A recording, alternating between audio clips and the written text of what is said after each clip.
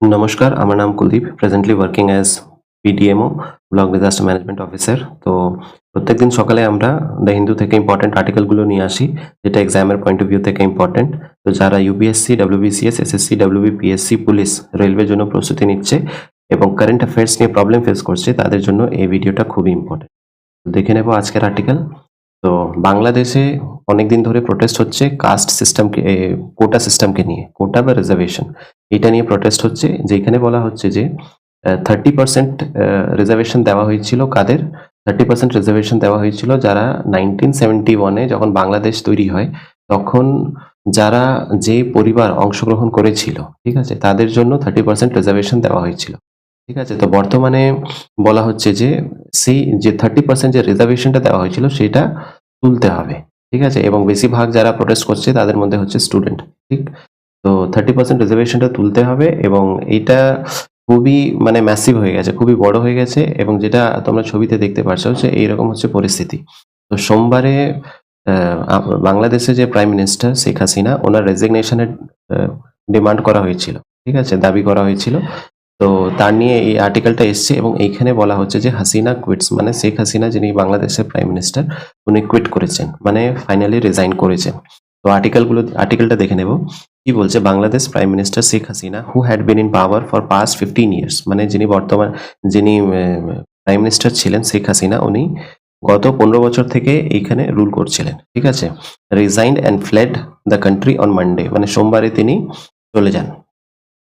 তো এটা একটা ম্যাসিভ প্রোটেস্ট যেখানে মোর দেন 300 পিপল মারা গেছে, ঠিক আছে। The country is now to have an interim government. What is interim government? Interim government হচ্ছে যে টেম্পোরারি গভর্নমেন্ট যেটা করা হয়, ঠিক আছে, যতদিন ইলেকশন হচ্ছে না বা নতুন গভর্নমেন্ট ফর্ম হচ্ছে না।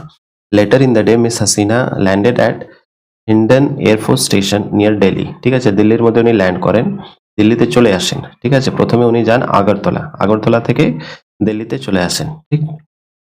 তো ইন ঢাকা, যেটা কি বর্তমানে বাংলাদেশের ক্যাপিটাল, আর্মি চিফ ওয়াকার উজ জামান কনফার্মড হার রেজিগনেশন, মানে উনি যে রিজাইন করেছেন, যে আর্মি চিফ আছেন বর্তমানে ওয়াকার উজ জামানা, উনি ওনার রেজিগনেশনটা কনফার্ম করেন যে উনি রিজাইন করেছেন, ঠিক আছে। He urge protester to stop the unrest and pledge to meet their demands and bring justice for those who were killed, ঠিক আছে। উনি বলেন যে প্রোটেস্টারদেরকে, যারা প্রোটেস্ট করছেন তাদেরকে বলেন যে যে বর্তমানে যে আনরেস্ট তৈরি হয়ে রয়েছে, ঠিক আছে, এটাকে শেষ করে দিতে এবং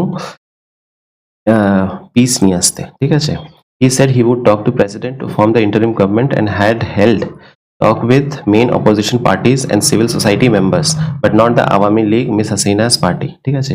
তো উনি এই কথা দিয়েছেন যে প্রেসিডেন্টের থেকে কথা বলে একটা ইন্টারিম গভর্নমেন্ট ফর্ম করবেন এবং লিডার অফ অপোজিশন, মানে যারা অপোজিশন পার্টি রয়েছেন তাদের সাথেও কথা বলবেন, কিন্তু আওয়ামী লীগ থেকে কথা বলবেন না। তার কারণ হচ্ছে উনি মিস হাসিনাস, মানে যিনি প্রাইম মিনিস্টার ছিলেন, ওনার পার্টি, ওনার সাথে সেরকম কথা হবে না, ঠিক আছে। The army chief will also hold a meeting with protesting student leader, ঠিক আছে। উনি আবার যারা প্রোটেস্ট করছেন তাদের সাথেও একটা মিটিং করবেন, ঠিক আছে, যে ওনাদের কি দাবি বর্তমানে, ঠিক সেইগুলো তুলে ধরবেন।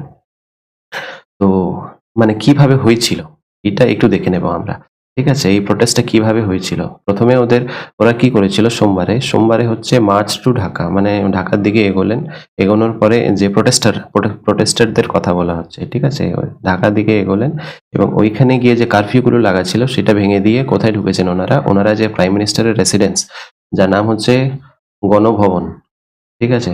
তো যেটা তোমরা দেখতে পাচ্ছ এই ছবির মধ্যে, গণভবনে প্রবেশ করে ওইখানে রেসিডেন্সে এইরকম পরিস্থিতি তৈরি হয়ে যায়, ঠিক আছে। তো এটা তোমরা দেখতে পাচ্ছ।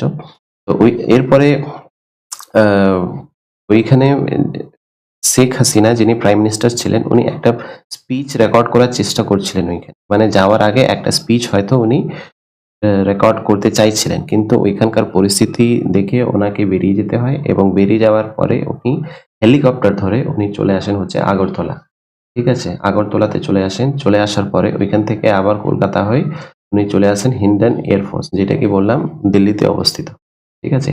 এবং উনি আসাইলাম চাইছেন ইউকেতে, ইউনাইটেড কিংডম, ঠিক আছে। আসাইলাম চাইছেন, ঠিক আছে। আসাইলাম মানে হচ্ছে ওইখানে থাকার, যে আমি ওইখানে থাকতে পারি, আমাকে ওইখানে প্রোটেক্ট করা হোক, ঠিক আছে।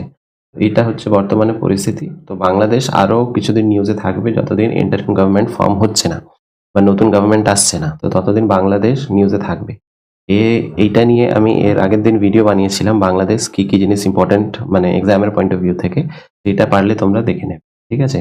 তো ভিডিওটা এখানেই শেষ করছি।